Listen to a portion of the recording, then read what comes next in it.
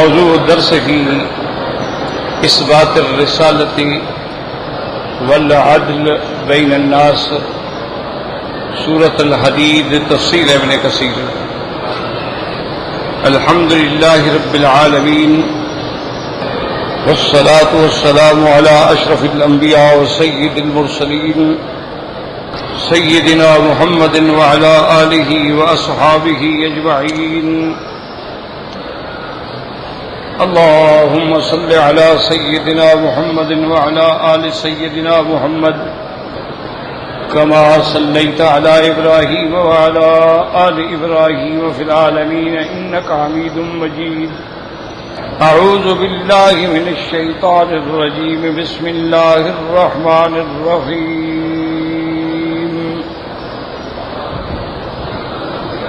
لقد أرسلنا رسلنا بالبينات وأنزلنا معهم الكتاب والميزان ليقوم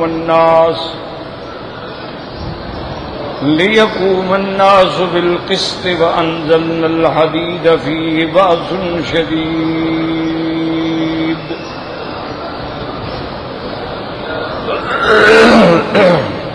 وأنزلنا الحديد فيه بأس شديد ومنافع للناس وليعلم الله من ينصره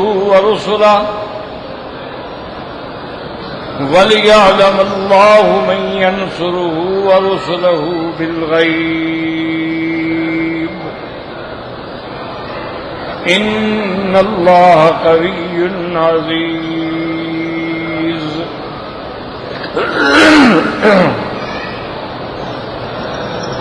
اللہ تبارک و تعالی نے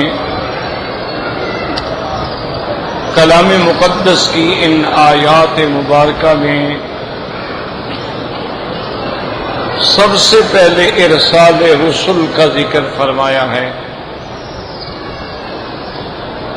اور کلام مؤکد ہے لقد ارسلنا۔ تو بعض علماء فرماتے ہیں کہ یہ لام جو ہے یہ بھی قسمیہ ہے، گویا قسم کھا رہے ہیں اللہ تبارک۔ جیسے وا قسمیہ ہوتی ہے واللہ، باللہ، تاللہ، اسی طرح بعض علماء فرماتے ہیں کہ یہ بھی لام قسمیہ ہے، اور اکثر علماء کہتے ہیں کہ نہیں، یہ لام ابتدائیہ ہے، اور قد جو ہے یہ حرف تحقیق ہے، یعنی البتہ یہ پکی بات ہے۔ قد کا معنی ہوتا ہے کسی بات کا پختہ ہونا۔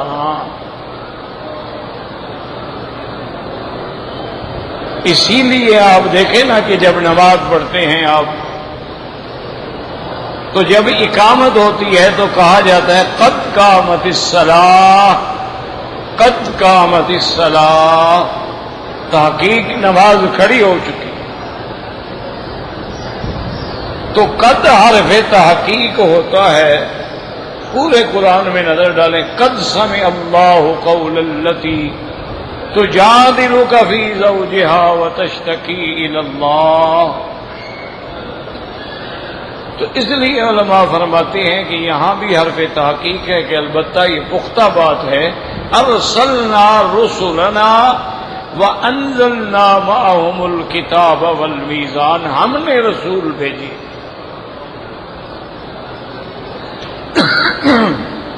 ان میں ان لوگوں کی تردید ہو گئی جو رسالت کے منکر ہیں،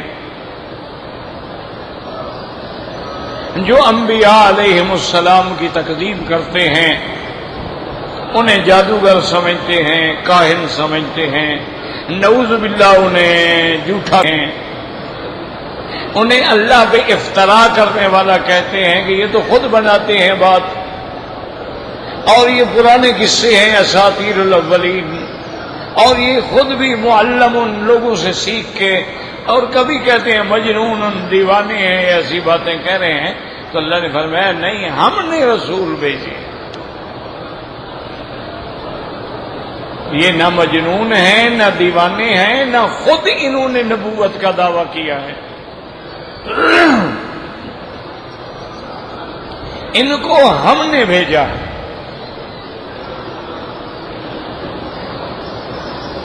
جیسے اللہ تبارک و تعالی نے انا ارسلنا نوحا الی قومہ، ہم نے نوح علیہ السلام کو بھیجا. حضرت یونس علیہ السلام کے بارے میں فرمایا وَأَرْسَلْنَاهُ إِلَىٰ مِائَةِ أَلْفٍ أَوْ يَزِيدُونَ، ہم نے یونس علیہ السلام کو ایک قوم کے بعد بھیجا جن کی تعداد 1,00,000 یا اس سے کچھ اوپر تھی.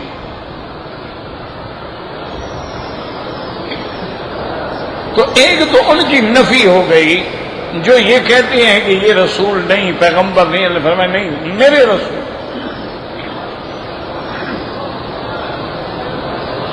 اسی لیے اللہ تبارک و تعالیٰ نے دوسری مقام پہ فرمایا هو الذی ارسل رسولہ، وہ ذات جس نے اپنے رسول کو بھیجا ہدایت دے کر اور دین حق دے کر، لِیُظْہِرَہُ عَلَى الدِّینِ کُلِّہ، تاکہ آپ کو تمام ادیان پہ غالب کر دیں. وَکَفَى بِاللَّهِ شَہِیدًا، اور اللہ کی گواہی کافی ہے. اللہ جب کہہ رہے میں نے بھیجا، بات ختم ہو.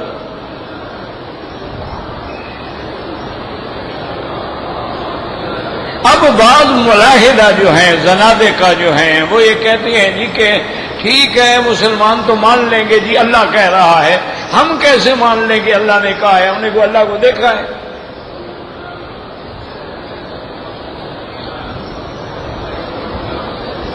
تو جو ملاحدہ ہیں، زنادقہ ہیں، منکرین ہیں، وہ قرآن پر ان کا ایمان ہی نہیں ہے، اللہ پر بھی ایمان نہیں ہے، تو ان کو آپ کیسے منا سکتے ہیں؟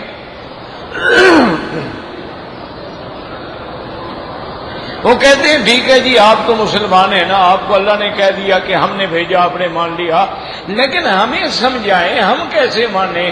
نہ بھیجنے والے کو دیکھا ہے، نہ ہم نے اس کا فرمان سنا ہے. اسی لیے بعض کافر کہتے تھے نا کہ بھائی اگر واقعی آپ اللہ کے سچے رسول ہیں تو اللہ کے فرشتے آپ کے ساتھ ہوتے. اگر آپ اللہ کے سچے رسول ہیں تو اللہ آسمانوں سے ہمارے نام ایک باقاعدہ لیٹر لکھیں گے، فلاں کو میں نے رسول بنایا ہے.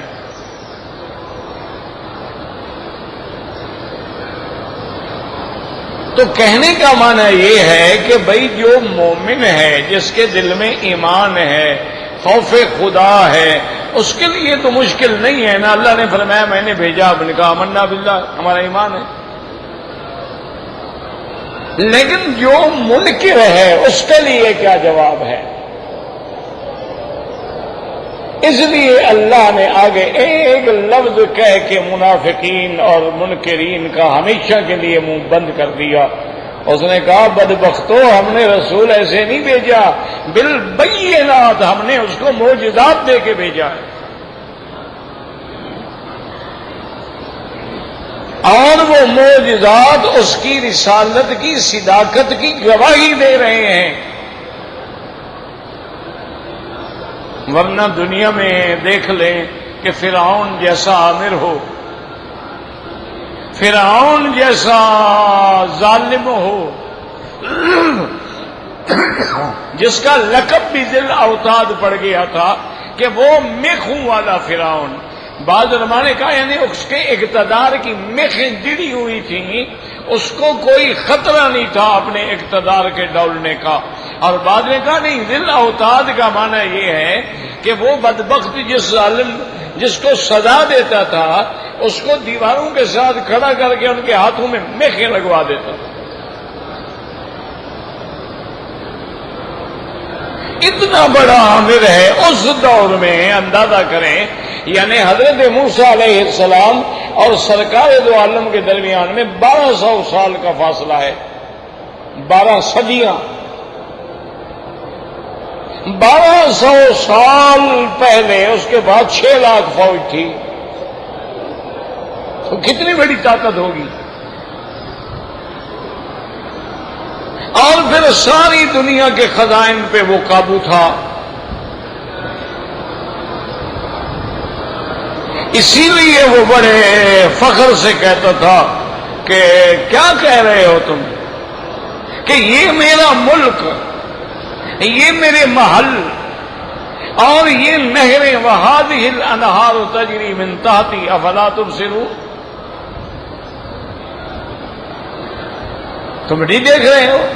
تو اس کے مقابلے پہ حضرت موسیٰ اور ہارون علیہ السلام آتے ہیں، جن کے پاس نہ طاقت ہے، نہ فوج ہے، نہ لشکر ہے، نہ قوت ہے، اور جو قوم ہے ان کی بنو اسرائیل وہ مبعوث ہیں، وہ مقہور ہیں، وہ مظلوم ہیں، وہ گویا ایک قیدی ہیں فرعون کے.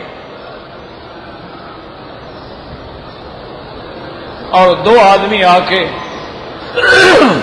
برسر دربار فرعون کو چیلنج کرتے ہیں، تو اس سے بڑی کوئی حقانیت کی بات ہو سکتی ہے؟ اس سے بڑی کوئی سچائی کی بات ہو سکتی ہے کہ دو آدمی آئیں اور آگے وقت کی طاقت کو للکاریں اور آگے اس کو دعوت دیں؟ اور فرعون بڑے اکڑ سے دیکھتا ہے اور کہتا ہے کہ اچھا موسیٰ علیہ السلام تم وہی نہیں ہو، الم نربک فینا ولیدا، میں نے تمہیں بچپن میں پالا تھا، میں نے تربیت کی، میں نے تمہیں اپنے گھر میں جوان کیا، وَلَبِثْتَ فِينَا مِنْ عُمْرِكَ سِنِينَ، کئی سال تک تم ہمارے ساتھ رہے، وَفَعَلْتَ فَعْلَتَكَ الَّتِي فَعَلْتَ، پھر تمہیں یاد ہے تم کیا کر گئے تھے؟ تم نے ہمارے ایک بندے کو قتل کر دیا تھا، وہ FIR پڑی ہوئی ہے.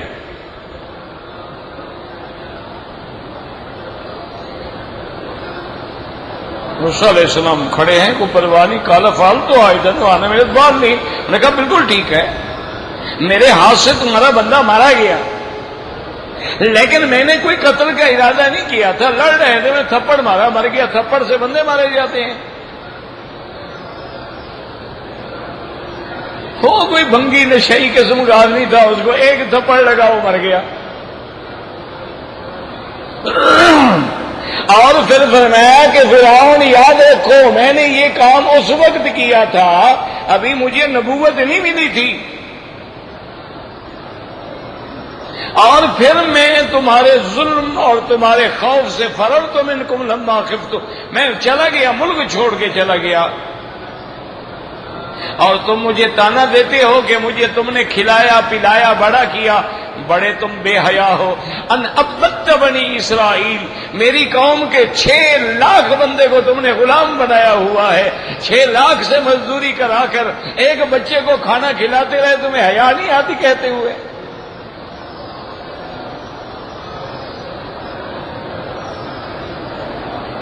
کوئی کہہ سکتا ہے آج کسی بڑے آدمی کو کہہ کے دکھا دو، بادشاہ تو بڑی بات ہوتی ہے، اپنے علاقے کے کسی وڈیرے سے تو بات کر کے دیکھ لو، کسی چودھری صاحب سے تو بات کر کے دیکھ لو، کسی جاگیردار سرمایہ دار جو اب بھی اس دنیا میں یعنی مثال نہیں ملتی ہے کہ اپنے مخالفوں پہ کتے چھڑوا کے ان کو تماشا دیکھتے ہیں، کتے ان کو بھونکتے ہیں.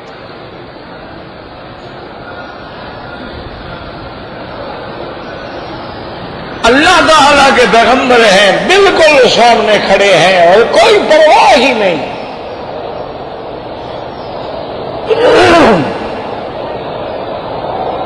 اس کے بعد کہنے لگا اچھا بات سنو موسیٰ علیہ السلام، اگر واقعی تم اللہ کے رسول ہو، تمہیں اللہ نے رسالت دی ہے، نبوت دی ہے اور میرے پاس بھیجا ہے، فاتح بآیت، ان کوئی اپنی نشانی دکھلاؤ. ایسے کہتے میں مان لوں.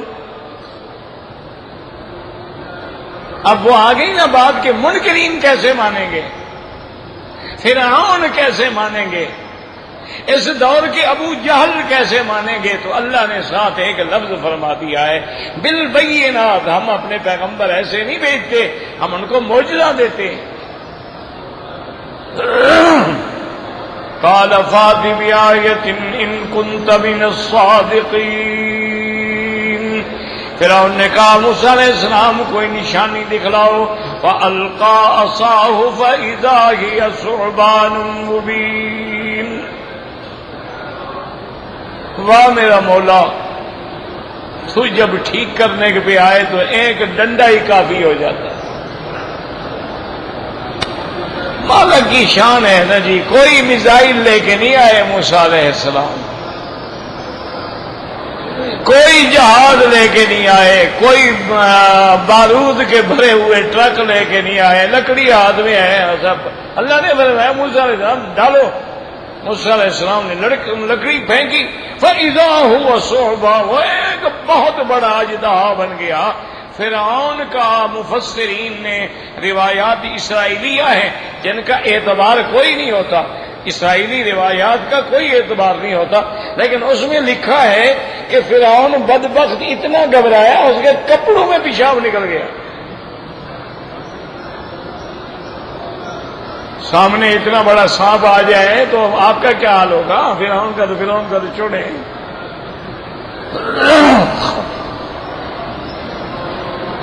پھر موسیٰ علیہ السلام نے اٹھا لیا، اس کے بعد آپ نے ایسے بغل مبارک میں ہاتھ رکھا، فَنَظَرَ يَدَهُ، ہاتھ سورج کی طرح روشن ہو گیا۔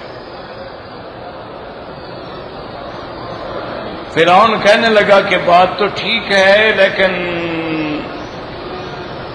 میں اتنی جلدی مانتا نہیں ہوں تمہاری بات کہ تم نبی ہو سکتا ہے یہ کام جادوگر بھی تو کر لیتے ہیں نا، نہ ماننا ہو تو پھر 100 بہانے۔ ایک دن ابھی جہل نے رحمت دو جہاں سے کہا کہ یا محمد صلی اللہ علیہ وسلم اخبرنی، اگر بتا دو کہ میرے ہاتھ میں کیا ہے نا تو میں کلمہ پڑھ لوں گا۔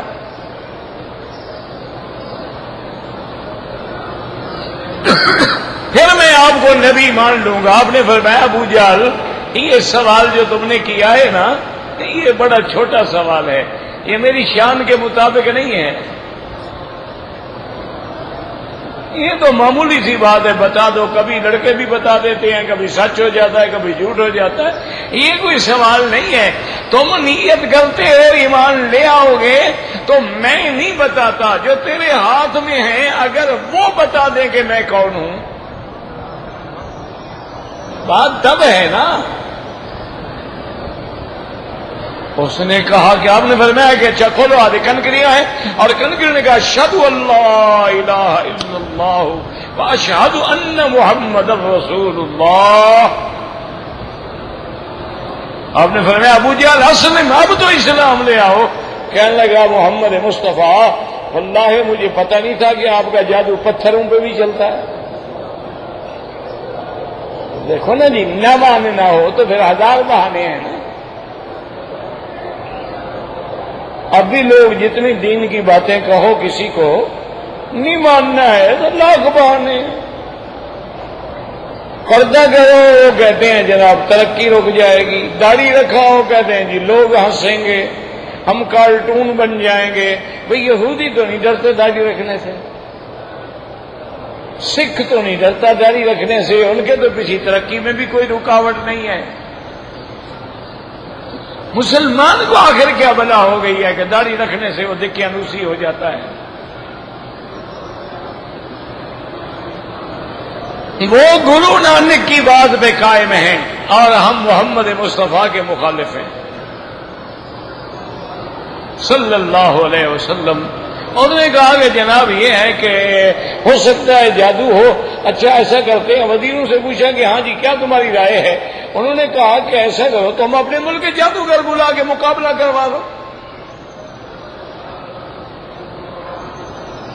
اسی لیے حجاج ابن یوسف کے زمانے میں حضرت حسن جب بات ہوئی ان کی تو آپ نے بڑی سختی سے حجاج کو ڈانٹ دیا۔ تو حجاج نے اپنے ساتھیوں سے پوچھا کہ اس کے لیے کیا حکم ہے، میرے سامنے اس نے ایسی بات کی ہے۔ انہوں نے کہا جی ان کو قتل کر دیا جائے، آپ کے سامنے زبان کھولتے ہیں۔ تو آپ مسکرا دیے۔ تو حجاج حیران ہو گیا، کہنے لگا موت کا سن کے ہنس رہے ہو؟ انہوں نے کہا نہیں میں موت کا سن کے نہیں ہنس رہا، میں تیرے وزیروں پہ ہنس رہا ہوں۔ تو اس سے تو فرعون کے وزیر بھی بہتر تھے۔ انہوں نے کہا میں تمہارے وزیروں پہ ہنس رہا ہوں، تمہارے وزیروں سے فرعون کے وزیر بھی اچھے تھے۔ اس نے جب پوچھا تھا وزیروں سے کہ موسیٰ اور ہارون کے زمانے میں کیا کریں، انہوں نے نہیں کہا کہ قتل، انہوں نے کہا ارجع واخاہ، ان کو مہلت دو، وقت دو، اپنے جادوگروں کو مقابلہ کراؤ. یہ نہیں کہا کہ 2 آدمیاں مار دو. تمہارے وزیر تو کہتے ہیں نا مار دو، تو تمہارے وزیروں سے فرعون کے وزیر اچھے تھے. اس نے کہا اور زیادہ شرمندہ ہونے کا بس یہ آپ کو بری کیا، آپ جائیں بس. اور نے کہا جتنا زیادہ دے رہیں گے اور میری زیادہ خجالت ہوگی. تو بہرحال کہنے کا مقصد یہ ہے مقابلہ ہوا، جادوگر آئے، انجام کیا ہوا؟ اللہ کا نبی سچا ہو گیا. فوقع الحق وبطل ما كانوا يعملون فغلبوا هنالك. حق واضح ہو گیا اور جو جھوٹ تھا واضح ہو گیا، اور اللہ نے ان کے دل میں ایسا توحید کا رعب ڈالا. القی السحرۃ ساجدین، ایسے معلوم ہوتا ہے جیسے ان کو پکڑ کے کسی نے سجدے میں گرا دیا ہو.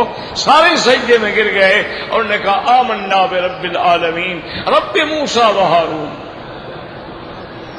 اور یہ بات بھی سمجھ لو کہ جب آمنا برب العالمین کہہ دیا تھا پھر رب موسیٰ و ہارون کہنے کی کیا ضرورت تھی؟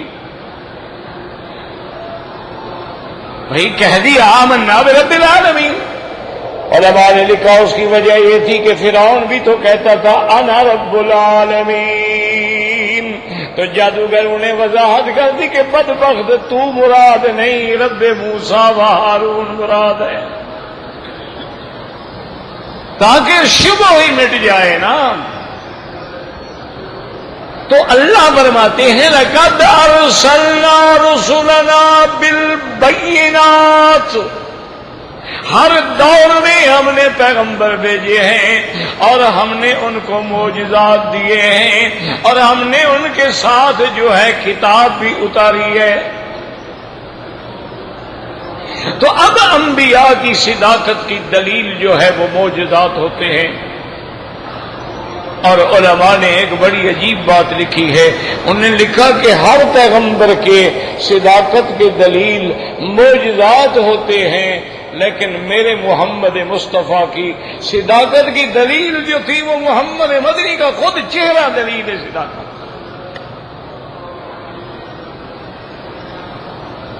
اللہ اکبر. بات صرف یہ ہے کہ بغض والی اینک اتار دو. اگر اینک کفر والی چڑھی ہوئی ہو تو پھر جمال مصطفیٰ تو نظر نہیں آتا، ورنہ حضور کا چہرہ مبارک دیکھنے کے بعد بھی. ایک آدمی نے کلمہ پڑھا، مشرکین مکہ نے پوچھا کہ تم نے کوئی بات ہی نہیں کی، سوال ہی نہیں کیا، بس کھڑے رہے دیکھتے رہے اور کہا کہ یہ کلمہ پڑھا دو. انہوں نے کہا واللہ لیس ھذا الوجہ وجہ کذاب. میں سردار ہوں، میں نے دنیا دیکھی ہے، میں نے آپ کے چہرے کے بعد یہ فیصلہ کہ خدا کی قسم یہ چہرہ کبھی جھوٹ نہیں بول سکتا.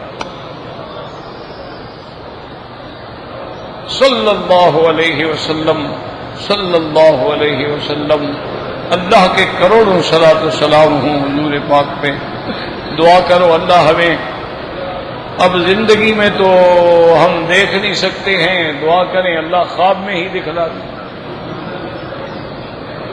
وما ذلک علی اللہ بعزیز، اور اللہ کے آگے کوئی مشکل نہیں ہے. اور یاد رکھو مسلمانوں، اگر حضور کی زیارت کرنی ہے نا، گناہوں سے توبہ کر لو اور درود شریف کو اپنی زبانوں پہ اتنی چڑھا دو نا کہ سارا دن چلتے پھرتے اٹھتے بیٹھتے ہر حال میں درود پاک ہو. جتنا درود پاک زیادہ پڑھو گے انشاءاللہ اتنا جلدی زیارت ہو.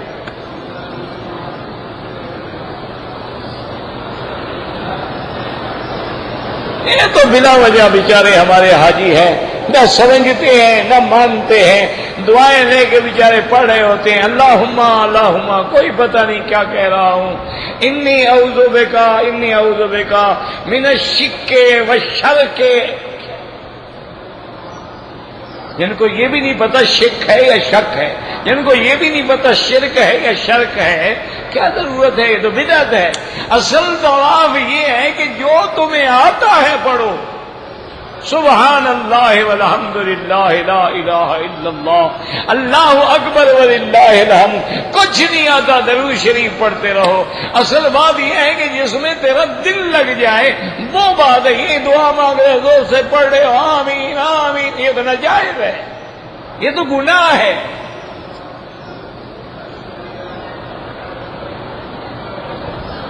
انہ لا یحب المعتدین، یہ تو اعتداء ہے کہ آدمی چیخ رہا ہے اور باقی سب کی عبادت کو برباد کر رہا ہے۔ تو اس لیے ہمیشہ یاد رکھیں کہ اللہ تبارک و تعالی نے معجزات بھی عطا فرمائے ہیں، لیکن کوئی نہ مانے اس کا کیا علاج ہے؟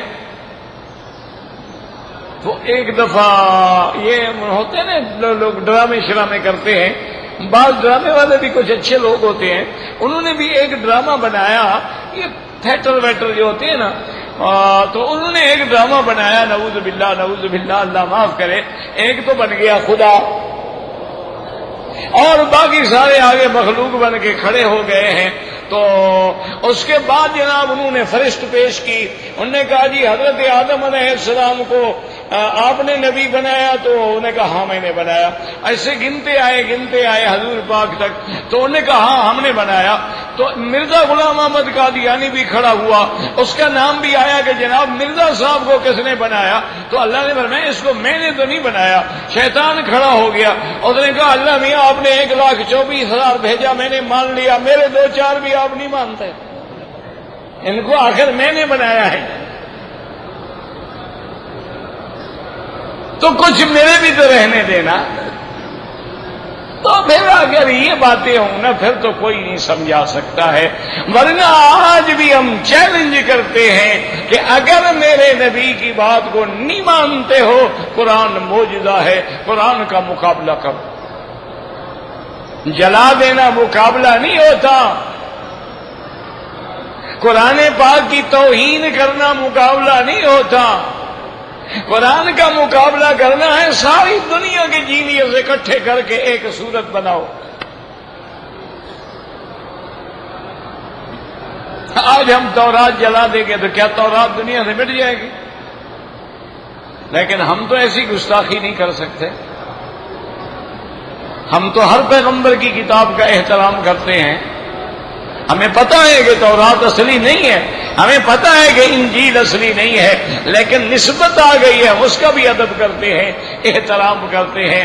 حضور پاک کے سامنے جب تورات آئی، حضور پاک نے سرانے پہ بیٹھے ہوئے تھے، آپ سرانے سے اتر گئے، سرانہ آگے رکھا، تورات کو اونچا رکھا، آپ نیچے بیٹھے۔ ہم تو اس پیغمبر کی امت ہے، بدبختو تم قرآن جلا رہے ہو۔ اور ایک بات یاد رکھ لو، اللہ کافروں کو معاف کر دیتا ہے، گستاخوں کو معاف نہیں کرتا۔ ایک بات میری پلے باندھ لو،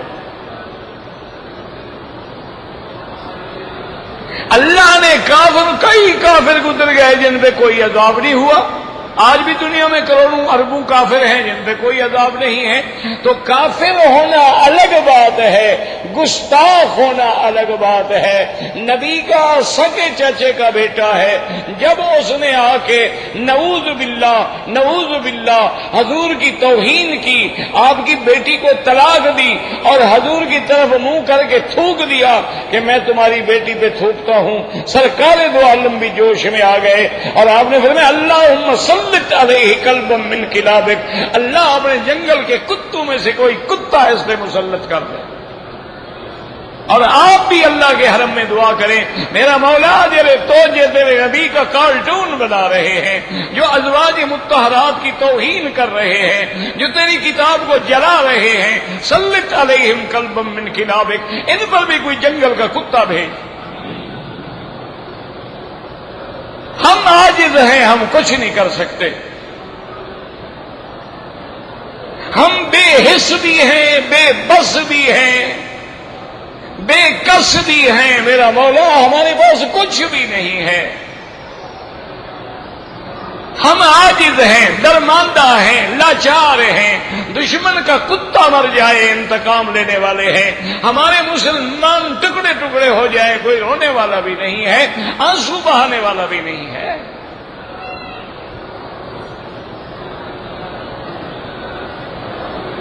آخری حل کیا ہوتا ہے؟ ہم پھر تجھے تیرا وہ جلال یاد دلاتے ہیں کہ تو نے تو کبھی نبی کے گستاخوں کو معاف نہیں کیا،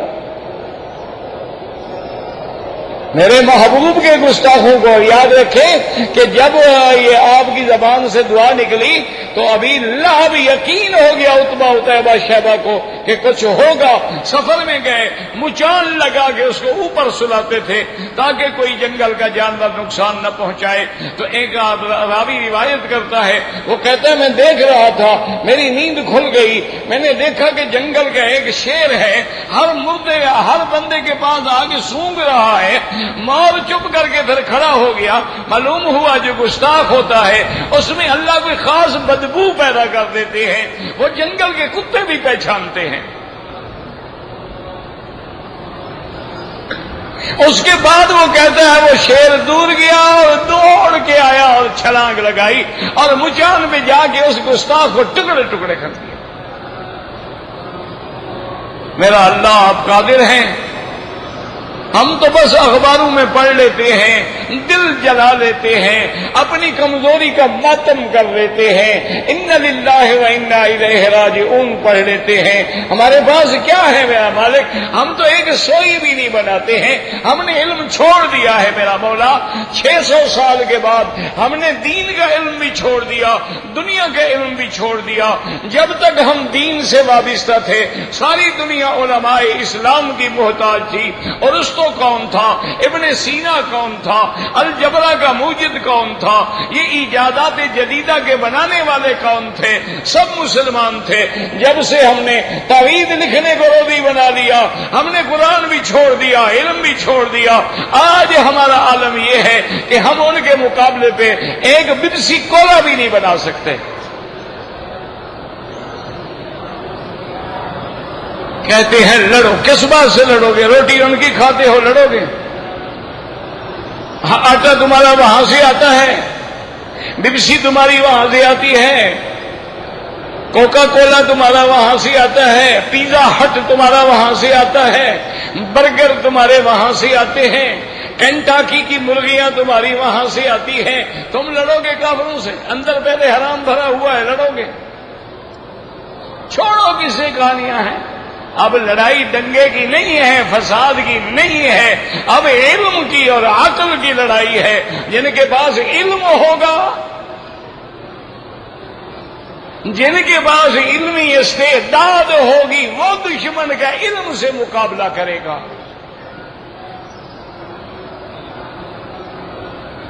تو اس لیے اللہ نے فرمایا لقد ارسلنا رسلنا بالبینات, اور آگے فرمایا وانزلنا معهم الکتاب. اس میں بھی اللہ نے مسئلہ حل کر دیا. کتاب رسول کو دیتے ہیں, ہر نبی کو نہیں دیتے. یاد رکھو, ایک رسول ہوتا ہے اور ایک نبی ہوتا ہے. اللہ نے نبی تو لاکھوں بھیجے ہیں, رسول صرف 313 آئے ہیں, اور ان میں 5 اولو العزم من الرسل ہیں. اور تمام انبیاء, تمام رسولوں کے سردار سید الرسل سیدنا محمد مصطفیٰ ہیں. رسول کا معنی ہی یہ ہوتا ہے جو صاحب کتاب ہے, صاحب شریعت ہوتا ہے. اور نبی ضروری نہیں ہے اس کے پاس کتاب نہیں ہوتی. جیسے ہارون علیہ السلام نبی ہیں, موسیٰ علیہ السلام رسول ہیں, تو ہارون علیہ السلام ساری زندگی تورات میں چلتے رہے. تو یہاں بھی اللہ نے بتلا دیا وَأَنزَلْنَا مَعَهُمُ الْكِتَابَ, ہم نے ان کے ساتھ اتاری کتاب. یاد رکھو, یعنی ہر پیغمبر پیچھے صیغہ جمع کا ہے, لقد ارسلنا رسلنا, ہم نے رسول بھیجے. جب رسول بھیجے تو ہر رسول پہ اللہ نے, اس کے زمانے میں اللہ نے کتاب اتاری.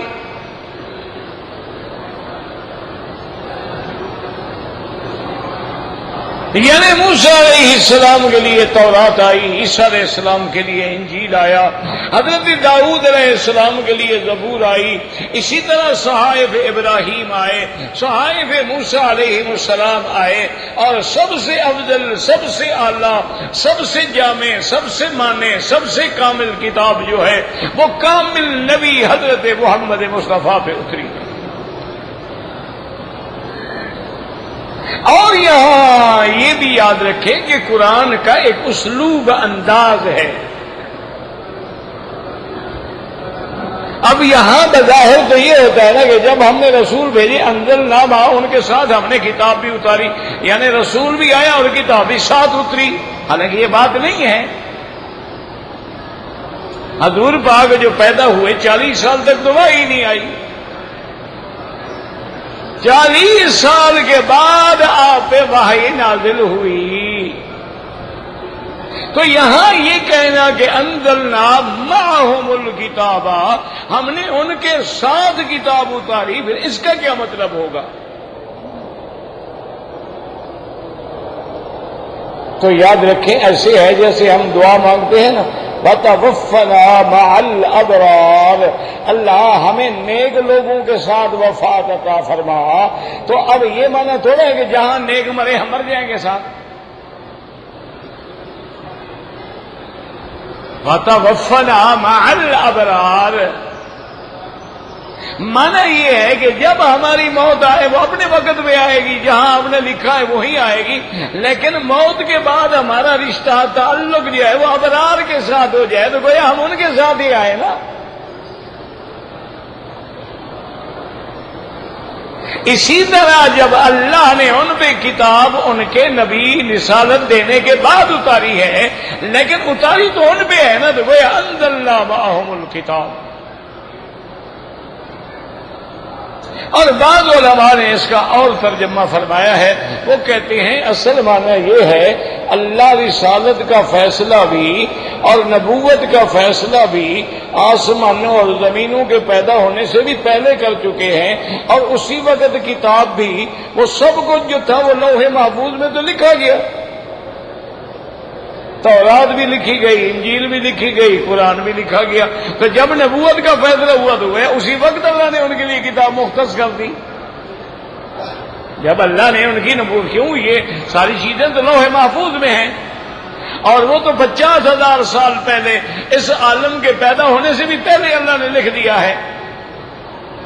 تو اس لیے مانا ہوگا وَأَنزَلْنَا مَعَهُمُ الْكِتَابَ. ایک معجزات کا ذکر آ گیا، کتاب کا ذکر آ گیا، اور کیا اتارا اللہ نے فرمایا والمیزان. میزان کا معنی بظاہر ہوتا ہے ترازو، جس سے آپ وزن کرتے ہیں اس کو کہتے ہیں میزان. اور یہ لفظ قرآن میں کئی مقامات پہ ہے. وَالسَّمَاءَ رَفَعَهَا وَوَضَعَ الْمِيزَانَ أَلَّا تَطْغَوْا فِي الْمِيزَانِ وَأَقِيمُوا الْوَزْنَ بِالْقِسْطِ وَلَا تُخْسِرُوا الْمِيزَانَ وَالْوَزْنُ يَوْمَئِذٍ الْحَقُّ. اللہ نے قرآن میں کئی مقامات پہ میزان کا ذکر کیا. تو بعض علماء تو فرماتے ہیں کہ میزان جو ہے، یہ ترازو جو ہے، یہ بھی حقیقتاً آسمانوں سے اتارا گیا. جیسا کہ میں نے خلاصہ درس میں بھی ایک دفعہ عرض کیا تھا کہ ایک روایت میں آتا ہے اللہ نے نوح علیہ السلام پہ میزان اتاری، اور جبریل علیہ السلام نے فرمایا کہ یا نوح فأمر قومک یزنوا بہا، اپنی قوم کو سکھلا دو کہ اس چیز کے ساتھ وزن کیا کریں. اسی طرح جیسے قول آتے ہیں کہ اللہ نے جب آدم علیہ السلام کو بھیجا ہے تو لوہا بھی بھیجا اور آگ بھی بھیجی، پانی بھی بھیجا اور نمک بھی بھیجا. اربع برکات، یہ 4 چیزیں ہیں جو اللہ نے آدم علیہ السلام کو دے کے بھیجی ہیں. اسی لیے آتا ہے نا کہ جب اللہ نے پہاڑ پیدا کیے تو فرشتوں نے کہا مولا یہ تو بڑی سخت چیز ہے، پہاڑ اتنے سخت پہاڑ ہیں، ان سے بھی کوئی چیز سخت ہے؟ اللہ نے فرمایا کہ ہاں. انہوں نے کہا مولا وہ کیا؟ فرمایا لوہا، کہ لوہا ایسی چیز ہے جسے پہاڑوں کو توڑ ڈالا جائے گا. تو نے کہا واقعی مولا یہ لوہا تو پہاڑ توڑ دیتا ہے، لوہے سے بھی کوئی سخت چیز آپ نے بنائی ہے؟ اللہ نے فرمایا بالکل بنائی ہے۔ فلسطین نے کہا مولا وہ کیا؟ فرمایا آگ، لوہے کو ڈالو آگ میں پانی بن جائے گا۔ تو انہوں نے جب یہ منظر دیکھا انہوں نے کہا مولا یہ آگ تو بڑی بلا ہے، یہ تو لوہے سے بھی سخت ہے، پہاڑوں سے بھی سخت ہے، اس سے بھی کوئی سخت چیز پیدا کی ہے؟ تو اللہ نے فرمایا ہاں پانی پیدا کیا، آگ پہ ڈالو آگ بجھ جائے گی۔ تو ملائکہ نے کہا واقعی مولا دیکھو ہم نے پانی ڈالا بجھ گئی، پانی سے بھی کوئی سخت چیز ہے؟ فرمایا ہاں۔ انہوں نے کہا مولا وہ کیا؟ فرمایا ہوا، ابھی ہوا چلاتے ہیں پانی خشک ہو جائے گا۔ نے فرمایا اللہ واقعی یہ تو بڑی زور والی چیزیں ہیں، ایسی بھی کوئی چیز ہے پانی سے ہوا سے بھی زیادہ؟ فرمایا ہاں وہ انسان ہے جو ہواؤں پہ بھی سواری کرے گا، جو پانی پہ بھی سواری کرے گا۔ کرمنا بنی آدم وحملناہم فی البر والبحر، لیکن شرط یہ ہے کہ انسان بنو، تم اگر درندے بن جاؤ تو اس کا کیا علاج ہے؟ پھر تو وہی ہے نا اسفل سافلین، ترقی کرے تو فرشتوں سے آگے بڑھ جائے اور گرنے پہ آئے تو شیطان سے بھی نیچے گر جائے۔ وہ ہمارے ایک مولوی صاحب ہوتے تھے، وہ کہتے ہیں وکیل صاحب آج کل شیطان مزے کر رہا ہے، چھٹی پہ ہے۔ میں نے کہا وہ کہتے ہیں؟ میں نے کہا یہ جو کافر ہمارے اپنے لوگوں سے آگے بڑھ گئے اب آرام کر رہا ہے۔ وہ کہتے ہیں مجھے کیا ضرورت ہے حرکت کرنے کی، میرے یہ جو شاگرد ہیں من الناس، یہ من الجنۃ والناس، یہ تو مجھ سے بھی آگے بڑھ گئے۔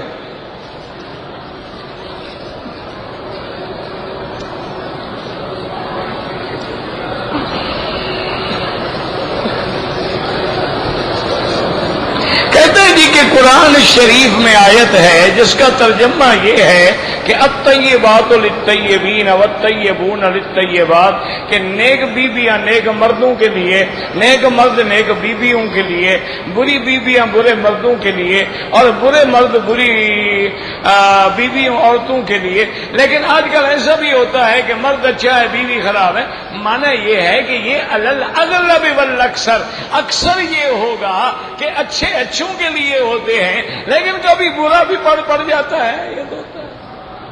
اکثر یہ ہوگا، وجہ کیا ہے کہ پاک پاک کو ڈھونڈے گا، پلید پلید کو ڈھونڈے گا۔ اکثر تو یہی ہوگا کہ زانی زانیہ سے شادی کرے گا، زانیہ زانی سے شادی کرے گی، لیکن کبھی کبھی امتحان بھی ہو جاتا ہے کہ زانی لوگوں کے گھر میں پاک باز عورتیں آ جاتی ہیں۔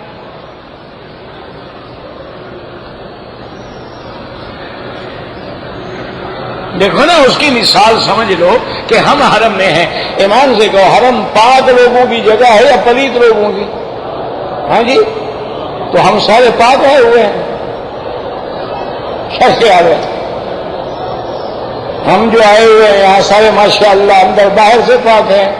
جو طواف کعبہ کردن پاک کس بات کے پاک ہے؟ اندر 4 کلو گند کھڑا ہوا ہے، پاک کس بات کے؟ پہلے اس کو تو نکالو، پہلے شرک کو تو نکالو۔ وہ اسی لیے بزرگوں نے لکھا ہے نا کہ جو طواف کعبہ کردم، کہ جب میں طواف کعبہ کر رہا تھا تو ندا برآمد، کعبے سے آواز آئی کہ بیرون درچے کر دی کہ درون خانہ آئی۔ میرے باہر تم کون سے اچھے عمل کر رہے تھے کہ اب اندر بھی آ گئے ہو؟ بس دعا یہ کرو کہ ہم خطا کار ہیں، گناہ گار ہیں، اس نے رحم کر کے بلا دیا ہے تو اب رحم کر کے ہمیں اس کے برکات و ثمرات نصیب کر کے پاک بھی کر دے۔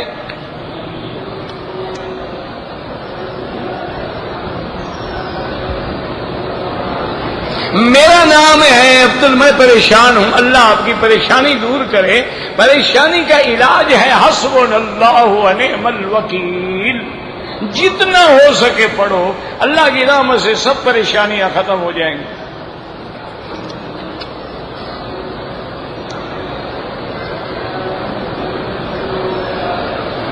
چار رکعت والی سنت پڑھنے کے لیے 2 رکعت پہ آدھا تشہد پڑھیں گے، آخری تشہد پورا پڑھیں گے۔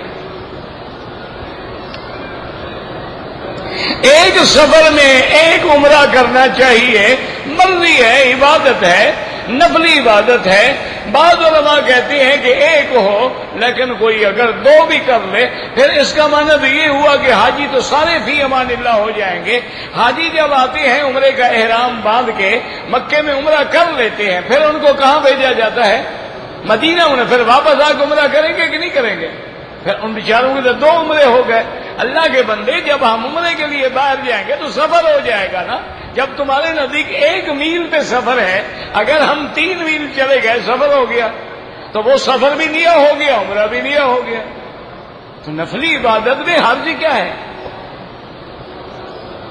ہم مدینہ جا رہے ہیں سفر ہو گیا، مدینہ سے واپس آ رہے ہیں سفر ہو گیا، ہم طائف جا رہے ہیں سفر ہو گیا، طائف سے واپس آ رہے ہیں سفر ہو گیا۔ ایک سفر کہاں رہا ہے؟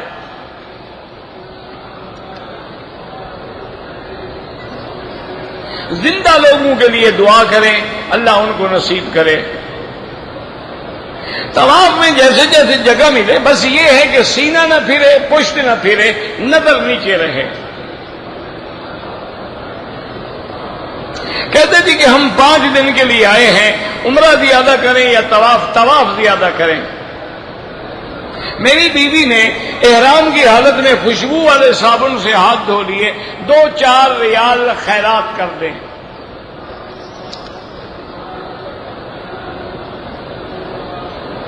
میں عمرے کے لیے عمرے پہ آنے والوں پہ حج فرض نہیں ہوتا، امیر ہو یا غریب ہو، رہنے کی اجازت نہیں ہے، حج کیسے فرض ہو گیا؟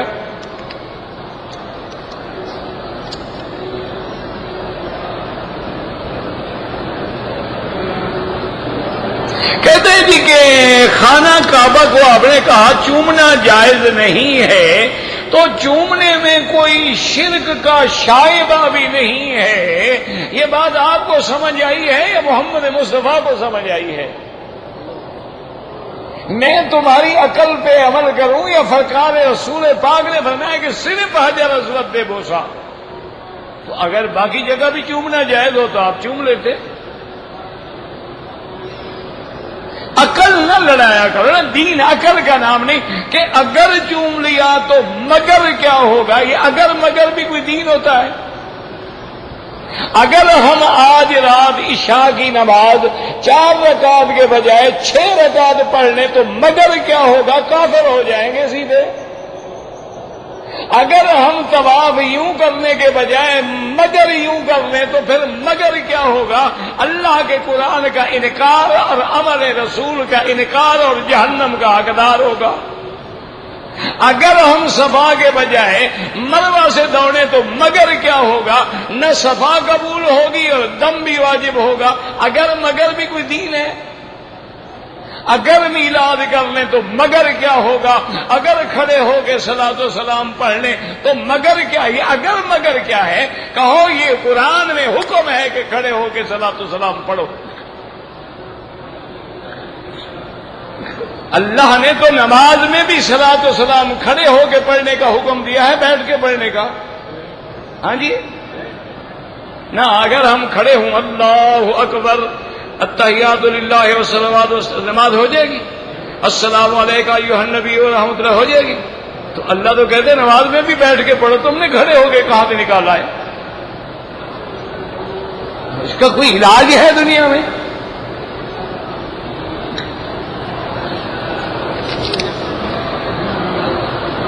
ایک طواف کر کے ساری اللہ کی مخلوق کو بھیج دوں ماشاءاللہ، پھر ایک حج کر کے سب کی چھٹی کرواؤ۔ عجیب لوگ ہیں ماشاءاللہ۔ چلو اڑ گیا تو اڑ گیا۔ کہتے جی کہ شادی نہیں ہو رہی ہے تو اس کے لیے سب سے بڑی بات یہ ہے میرا بھائی، پیسے اکٹھے کرو۔ وظیفے شریفے کی کوئی ضرورت نہیں ہے، وظیفے سے شادی ہوتی میری نہ ہوتی، میں روز پڑھتا ہوں وظیفے۔ پیسہ اکٹھا کرو، جب مال ہوگا نا جناب شادیاں دروازے پہ آ جائیں گی۔ مال بناؤ، مال، کوئی وظیفہ شریفہ کام نہیں آتا۔ ایمان کو بھیجنے کے لیے پتہ نہیں کیا لکھا ہے، سمجھ نہیں آتا۔ تبلیغ کی محنت جو ہے وہ ماں باپ سے زیادہ ہے، یہ جو 2 سال کے لیے ورک پرمٹ پہ آئے ہوئے ہیں، یہ زیادہ ہے یا ماں باپ کی خدمت زیادہ ہے؟ تمہیں کیڑا صرف دین کے کام میں لگتا ہے؟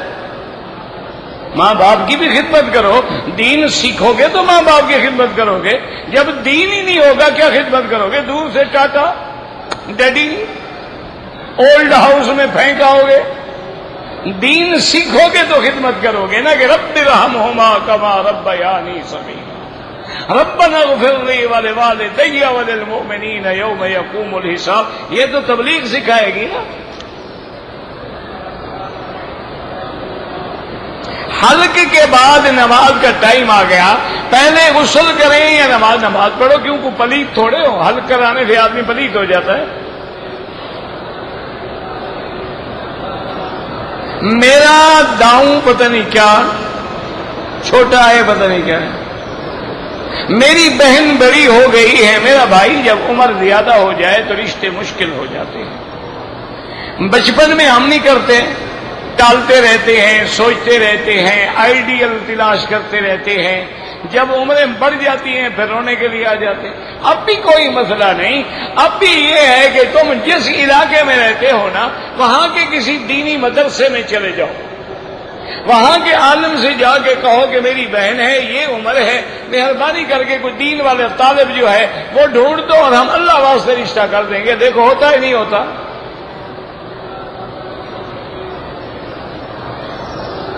تم کہو اب عمر بھی بڑی ہے اور اگلے جناب یہ ہے کہ اتنا ڈرائیور بھی دیں اور اتنا گاڑیاں بھی دیں اور اتنا یہ، اب یہ تو باتیں نہیں ہوں گی نا.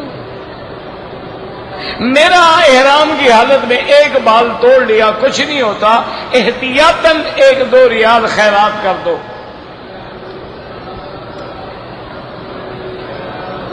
آپ میرے لیے دعا کرتے ہیں، آپ کو اللہ جزائے خیر دے. مجھے کافی دنوں سے یہ تکلیف جو ہے نا جی، حج سے لے کر آج تک چلی آ رہی ہے.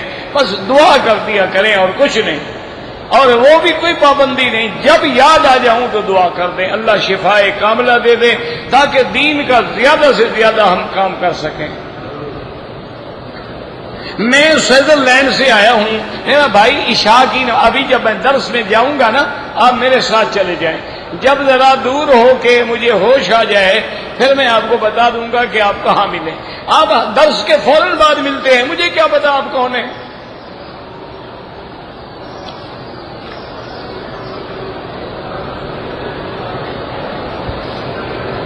میں آیا تھا ریاض سے، لیکن اس وقت احرام کے ساتھ آنا مجبوری تھی، پابندی تھی. پھر میں بغیر احرام کے آ گیا اور حج کر لیا. حج تو میرا ٹھیک ہو گیا، اب عمرہ قضا کرو اور ایک دم بھی دے دو.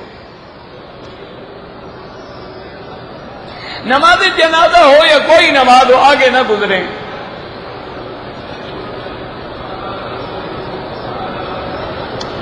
کہتے جی کہ موجودہ پرفتن دور میں غیر اللہ کے ذبیحے کا کیسے فیصلہ ہوگا؟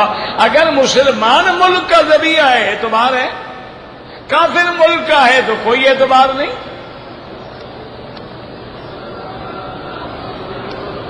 بہرحال طواف زیادہ کریں، عمرہ کریں، جو اللہ توفیق دے.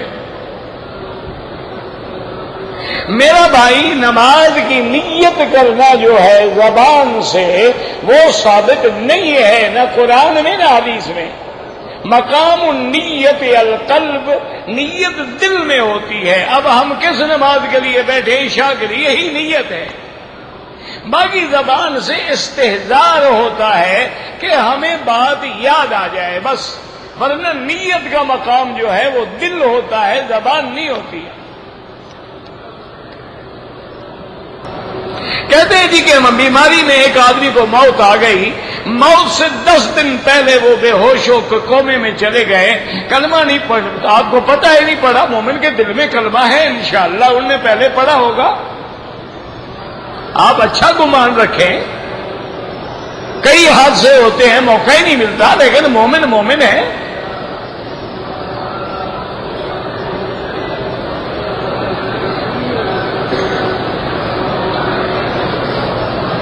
کہتے ہیں جی کہ پاکستان میں اسلامک بینکنگ شروع ہو گئی ہے. میرا بھائی اگر شروع ہے نا، ان کی مدد کرو. اعتراض نہ کرو. اگر ہم نے اعتراض کر کے ان کو ناکام کر دیا پھر وہ یہودی بینکنگ رہے گی. ان میں غلطی ہے، ان کو مشورہ دو کہ بھئی یہ جو آپ کا عمل ہے یہ شریعت کے خلاف ہے اور اس کا یہ حل ہے. ان کو جا کے مشورے دو، ان کو کامیاب بنانے کی کوشش کرو. علماء کو بٹھاؤ کہ بھی کیا کیا غلطی ہے اور ان غلطیوں کو یہ کیسے حل کریں. حل موجود ہے. اب دیکھو نا جی، مثال کے طور پہ آپ بینک سے لیتے ہیں 1 لاکھ یا 10 لاکھ قرضہ لیتے ہیں کہ میں نے گاڑی خریدنی ہے. بینک نے آپ کو 10 لاکھ دے دیا، آپ نے گاڑی خریدی، اس پہ آپ نے سود دیا، یہ حرام ہے. اچھا، اگر اس کو تھوڑا سا اسلامی انداز میں کر لو کہ بینک وہ گاڑی پہلے اپنے نام پہ خرید لے، خریدنے کے بعد وہ اپنے قبضے میں کھڑی کرے، اس کے کاغذات سب اس کے پاس ہوں. اب وہ آپ کو بیچتا ہے کہ اب میں آپ کو، اس نے خریدی 10 لاکھ میں، اور نے کہا میں آپ کو بیچتا ہوں 12 لاکھ میں، لیکن پیسے آپ قسطوں میں دے دینا، تو حلال ہو گئی کیونکہ اس نے چیز قبضے میں لے کے بیچی ہے. پیسے لے کے اگر لیا ہے وہ حرام ہو گئی. تو حل تو موجود ہے نا. اب پہلے شریعت میں یہ حکم تھا کہ اگر یہ چیز میرے قبضے میں نہیں ہے تو میں اس کو نہیں بیچ سکتا. مثلا میں کہوں کہ جی ہوا میں جو پرندے اڑ رہے ہیں میں نے آپ کو 1 لاکھ روپے میں بیچ دیے، تو یہ حرام ہے کیونکہ میرے قبضے میں نہیں ہے. اچھا، اب جہاز روانہ ہوتا ہے ایک ملک سے اور ہم یہاں سودا کر دیتے ہیں، مال ہم نے دیکھا ہی نہیں، قبضہ تو قبضہ ہوا، ہمارے ہاتھ میں بھی نہیں ہوتا. اب علماء نے اس کا فتویٰ دیا کہ جب اس مال کی LC کھلی ہوئی ہے اور وہاں سے بینک کی معرفت کاغذات ہمیں مل گئے ہیں، تمام ڈاکومنٹ لینے کے بعد اب ہمارا حق ہے کہ وہ چیز ہماری ہے، تو گویا ڈاکومنٹ کا قبضے میں آنا یہ سمجھا جائے گا کہ مال ہمارے قبضے میں ہے، لہذا اس کا بیچنا جائز ہے.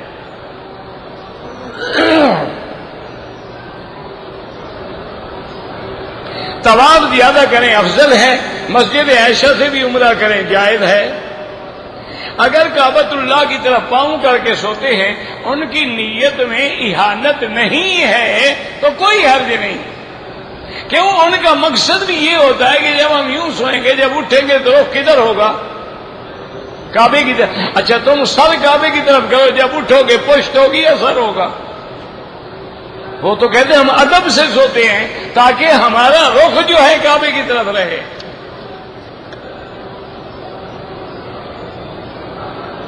ٹوپی پہن کے پگڑی باندھنے کے بعد بھی درمیان میں جگہ خالی نہ رکھیں. میں قرآن حدیث جو پڑھتا ہوں 2-4 دن کے بعد بھول جاتا ہوں. میرا بھائی، اس کا علاج یہ ہے کہ ہر نماز کے بعد یا قوی یا متین، یا قوی یا متین سر پہ ہاتھ رکھ کے 11 دفعہ پڑھ کے اللہ سے دعا مانگیں. کہتے ہیں جی کہ اپنا مجھے تو 7 اعضاء کے بجائے آپ نے کہا کہ آدمی 7 اعضاء پہ سجدہ کرتا ہے، مجھے تو 8 لگتے ہیں. آپ نے ناک کو الگ گن لیا، ماتھے کو الگ گن لیا ہے نا، حالانکہ منہ ایک ہے 2 ہے. پھر تو آپ ہونٹوں کو بھی الگ گنے، نیچے داڑھی کو بھی الگ گنے، مجھے 11 تک پہنچ جائیں گے انشاءاللہ. کیا کریں؟ اللہ کی رحمت ہے. مولوی مفت ہے، سوال کرنے والے اللہ کی رحمت سے کرتے رہتے. اب ہم بھی عادی ہو گئے، کیا کریں؟ کبھی کبھی تھک جاتے ہیں تو بگڑ بھی جاتے ہیں.